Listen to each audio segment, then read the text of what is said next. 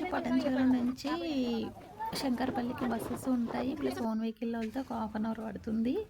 శంకరపల్లిలో లోపలికి కొంచెం విలేజ్ అన్నట్టు. సో, అది ఎంట్రన్స్ గుడి. లోపలికొచ్చిన తర్వాత చాలా రష్ ఉంది. ఆ రోజు నార్మల్‌గా వెళ్ళినాము కానీ చాలా రష్ ఉండే. మస్తు లైను. ఇంకా కాలభైరవ స్వామి దగ్గరకైతే చాలా లైన్ ఉంది. ఇక్కడ కోరికలు తీర్చే రాయిని టచ్ చేసి మొక్కుకొని ఆ రాయిని ముట్టుకుంటే అదేమైతదంటే తిరుగుతదన్నట్టు. సో, రైట్ సైడ్ తిరుగుతది. తిరిగితే మన కోరిక నెరవేరుతదని స్వామి అనుగ్రహం ఇచ్చిండనేసి అర్థం అనమాట.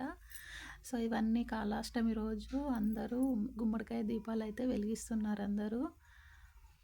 చాలా రష్. ఇక్కడే లంచ్ కూడా పెడతారండి. 3 వరకు ఉంటుంది లంచ్. 12కి స్టార్ట్ అయ్యి 3 వరకి అన్నప్రసాదం ఉంటుంది. ఇక్కడ స్పెషల్ ఏంటంటే గ్రీన్ కలర్‌లో ఉంటుంది లింగము. ఇంకోటేంటంటే అమావాస్యకి, పౌర్ణమికి కలర్ చేంజ్ అవుతుందంట. సో, మరకత శివలింగం అనమాట. Bye guys.